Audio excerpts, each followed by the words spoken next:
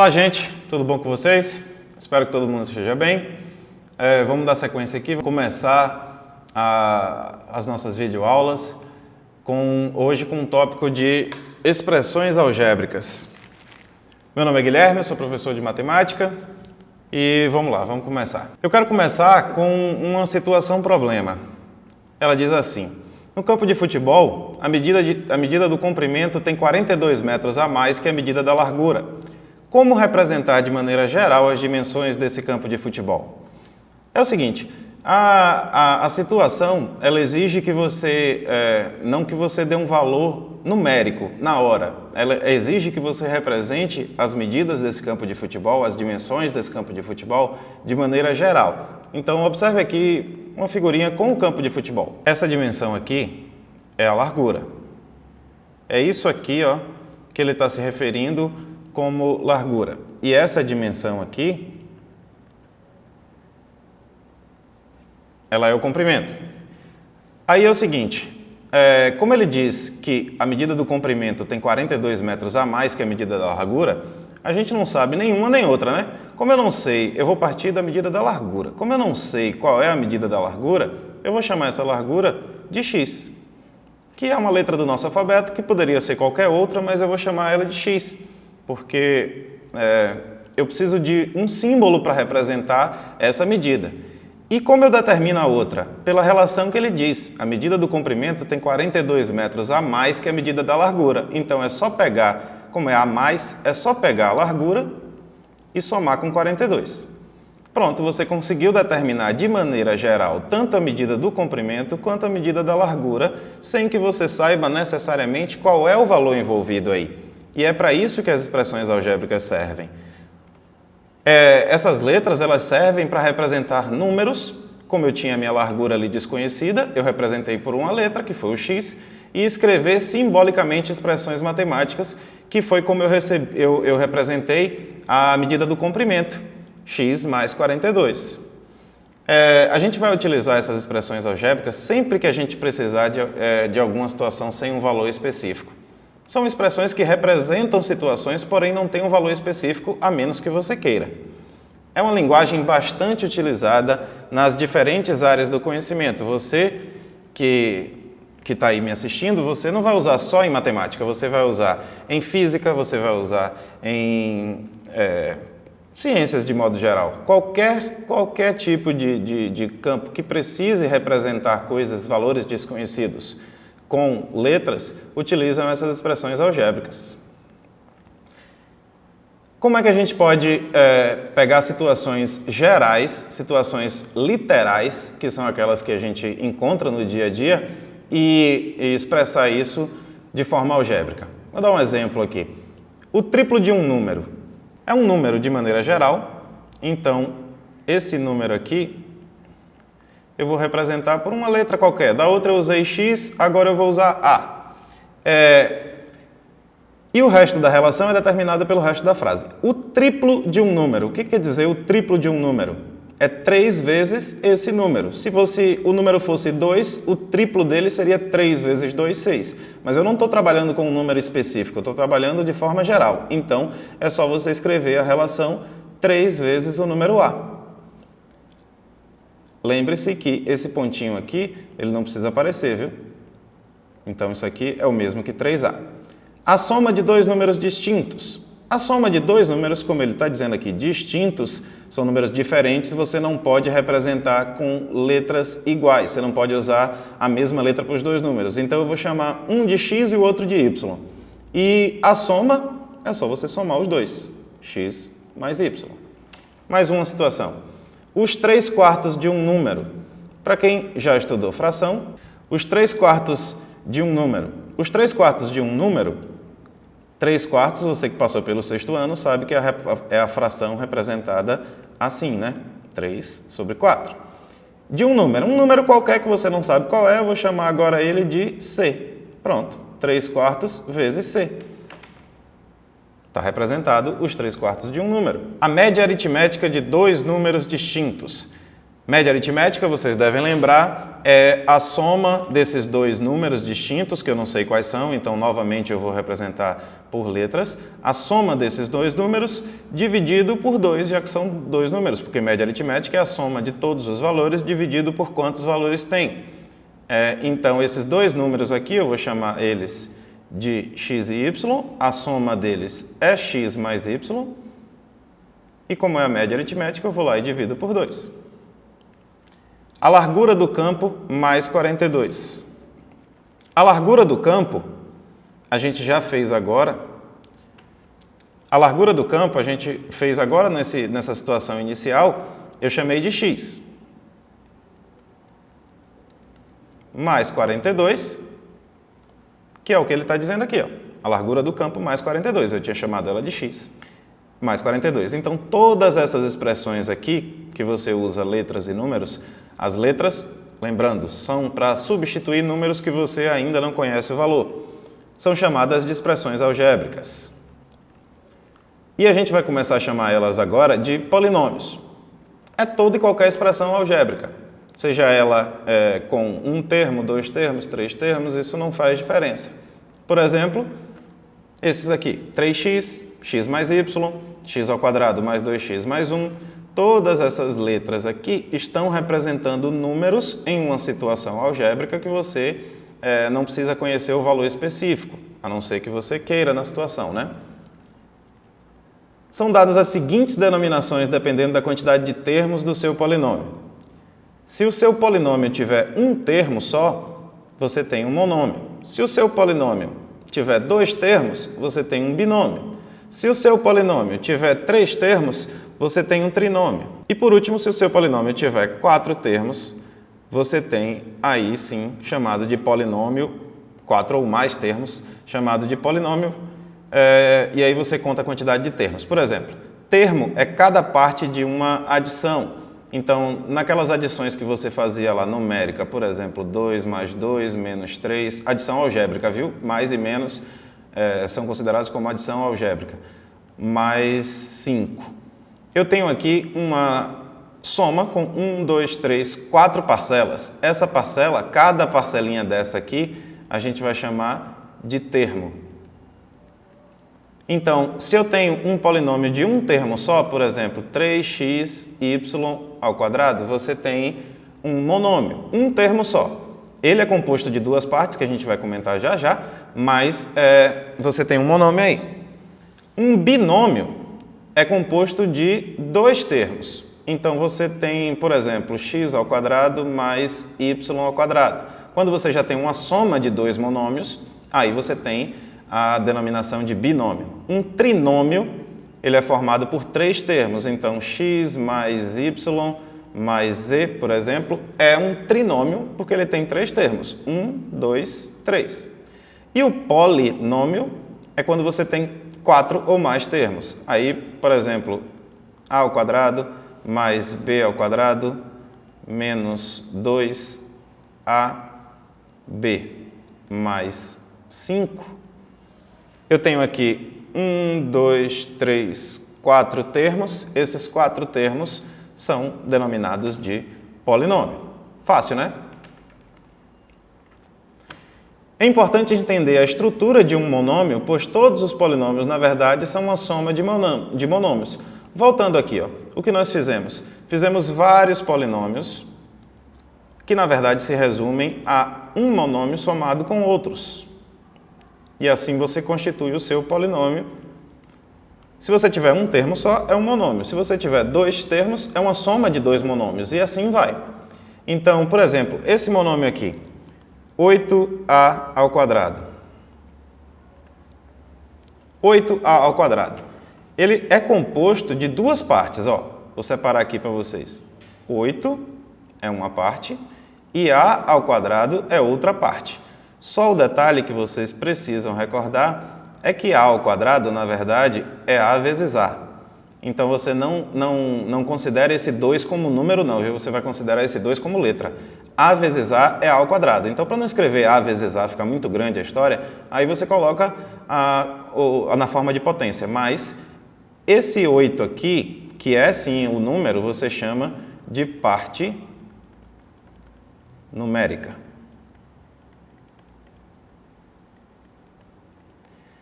O A ao quadrado você chama de parte literal. A letra A, você também vai chamar ela em algumas situações de variável. Ok? Não é difícil entender. Parte numérica, o número aqui que fica na frente, que você também em algumas situações vai chamar isso de coeficiente. E a parte literal, que é a composição de letras que você tem no seu monômio. Outro exemplo, menos 3x ao quadrado yz. Separando aqui, você tem o menos 3 como parte numérica, que eu vou chamar de Pn, para facilitar aqui a escrita e adiantar o nosso lado. E o x ao quadrado yz é a parte literal. Não é difícil de separar. X ao quadrado, você deve lembrar, você deve considerar que é x vezes x. Esse 2 aqui não é número. Ok? Vamos seguir. Alguns exemplos. Menos 2xy. Aí eu te pergunto, e você vai lá e pausa o vídeo para responder rapidamente aí. Menos 2xy, qual é a parte literal e qual é a parte numérica? Conseguiu fazer? Então, ó, a parte numérica, que eu vou chamar de Pn, é menos 2. O menos vai junto, viu? O menos é do número. E a parte literal é a composição de letras xy. Ok? A ao quadrado, B ao quadrado, C ao quadrado. Qual é desses daqui a parte numérica e a parte literal? A parte numérica, ela está implícita. Vem aqui para o cantinho que eu quero que você observe o seguinte. Nós temos um número qualquer, A, multiplicado por 1. Como o A é um número qualquer, vezes um número 1, que é o elemento neutro da multiplicação, o resultado é A. Toda vez que você multiplica qualquer número por 1, é o próprio número. Então, esse 1 daqui, apesar dele existir, não precisa aparecer. É o que acontece aqui, ó. Aqui na frente você tem 1. 1A ao quadrado, B quadrado, C quadrado. Então, a parte numérica é 1 e a parte literal é toda a composição de letras. A ao quadrado, B ao quadrado, C ao quadrado. Não é difícil, né? Agora, menos A ao quadrado, B ao quadrado, C ao quadrado. É uma situação bem parecida, com um detalhe a mais aqui que tem esse menos. É menos o quê? Menos 1 que tem aqui na frente, que não precisa aparecer, mas ele está aí. Então, a parte numérica é menos 1, o menos vai junto, e a parte literal é A ao quadrado, B ao quadrado, C ao quadrado. 3/4 de x, y, z. A parte literal. E a parte numérica está aí na cara, esse é bem facilzinho, apesar de ter uma fração é um número, é a fração inteira, é o número, então a parte numérica é 4/3, a parte numérica é 3/4.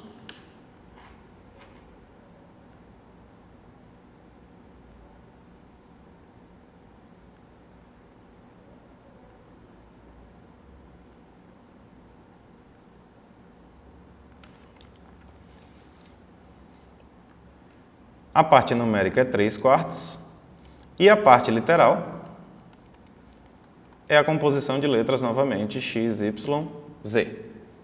Ok? 10 e 0. São esses dois casos que eu quero conversar com vocês agora, que você pode perguntar, professor, mas não temos letras aí. Se não tem letra, não é um monômio. Não, na verdade é assim. Esse aqui é um monômio que não tem parte literal. A parte numérica está na cara, é 10, e a parte literal você diz que não tem. Pelo seguinte fato, mais uma observação aqui do lado. Quando você eleva qualquer número a 0, o resultado é sempre 1. Não foi isso que foi convencionado quando você estudou potências. Então, qualquer número elevado a zero é 1. Então, na verdade, a gente poderia escrever como 10 vezes x elevado a zero. Só que x elevado a zero é 1, né? Então, não faz sentido colocar, a gente coloca apenas 10. Por isso que você disse que não tem essa parte literal, mas a situação que se impõe é essa. E zero é um caso especial. Zero você chama ele de monômio nulo. Ok? Agora veja só. A expressão 2x mais 3x menos 5x menos 7x é um monômio, binômio, trinômio ou polinômio. O que você tem que observar é o seguinte: todos esses termos, um aluno apressado vai dizer que é um polinômio, mas na verdade, todos esses termos aí têm a mesma parte literal. Vocês conseguem ver aqui? Todos os termos têm a mesma parte literal. Então, se todos os termos têm a mesma parte literal, você pode somar. Você pode somar só os coeficientes, só a parte numérica, para ver no que é que dá. Então, você tem, todo mundo aqui tem x, então você pode somar esses 4 termos. É só somar as partes numéricas e a parte literal permanece. 2 mais 3, 5. 5 menos 5 dá 0, então essas partes aqui se anulam, sobrando só menos 7x. E menos 7x, ele é um monômio. Então, muito importante frisar, antes de dizer o nome da expressão algébrica ou antes de fazer qualquer coisa com a expressão algébrica, reduza os termos semelhantes, que nada mais é do que somar e subtrair os termos de parte literal iguais. Bom, gente, agora vamos para essa daqui, ó. A expressão 2x² mais 3y menos 5z mais 3y menos 3x mais z mais 4x² é um polinômio, é um binômio, monômio, trinômio ou um polinômio. O que você tem que observar é que tem termos semelhantes. Cuidado para não confundir, x² não é semelhante a x, porque x² é x vezes x, são duas coisas diferentes, tá vendo? Então você só vai poder somar x² com x², x com x, caso tenham semelhantes. Vamos ver se tem aqui, ó. 2x² ele é semelhante com 4x², então 2x² mais 4x², temos 6x ao quadrado. Agora, menos 3x tem alguém? Não tem, então é só repetir ele. 3y mais 3y é mais 6y. O que mais? Menos 5z mais z, você tem menos 4z, porque menos 5 mais 1 é menos 4.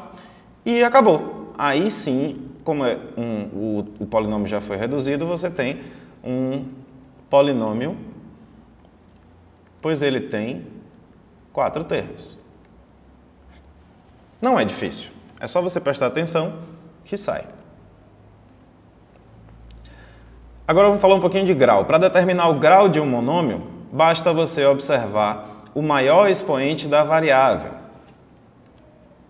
Por exemplo, quando você tem um monômio como esse, 3x², você vai esquecer a parte literal, a parte numérica, para determinar o grau, e vai olhar apenas para o expoente da variável. O expoente é 2, então esse meu monômio aqui é de grau 2. O expoente é 2, o meu monômio é de grau 2. Temos o seguinte, ó. Esse monômio aqui é de grau 2. Se você entender o do monômio, você chega no polinômio facilmente. Já esse monômio aqui, você tem 3x² y à sexta. Esquece a parte numérica. A sua parte literal ela é composta de duas letras. Para você determinar o grau, basta você somar os expoentes dessas duas letras, dessas duas variáveis. Então, 2 mais 6, 8. Esse monômio é de grau 8.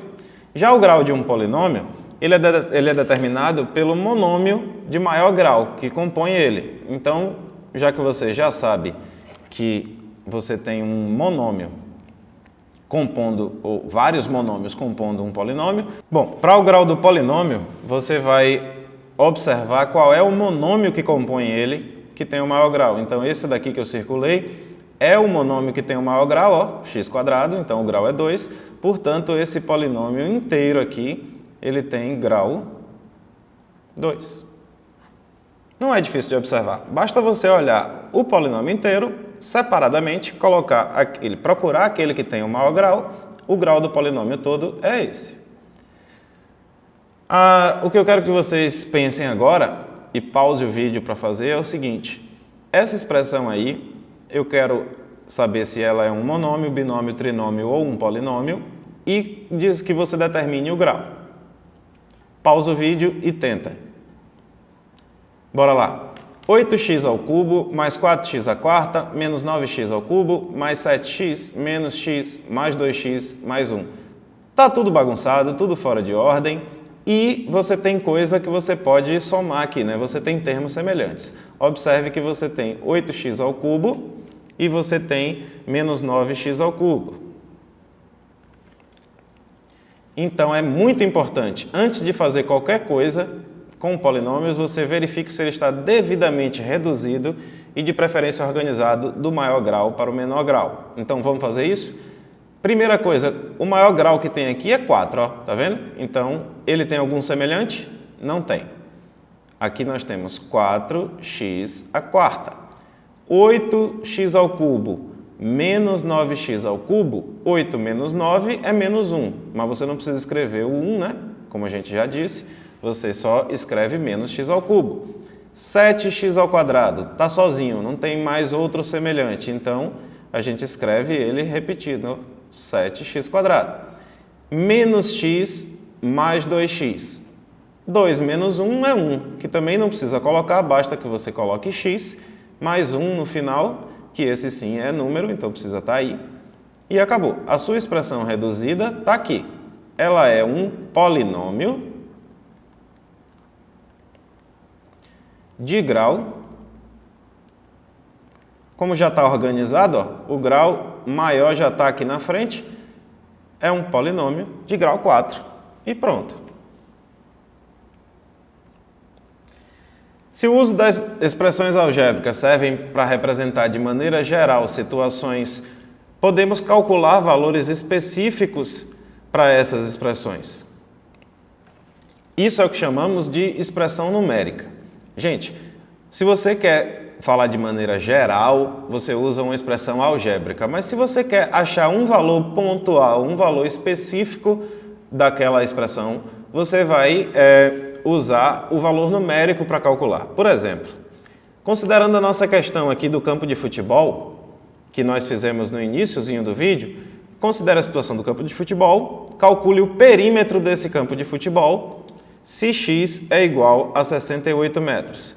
Aí eu pergunto para vocês, o que é o perímetro? Perímetro é a soma de todos os lados.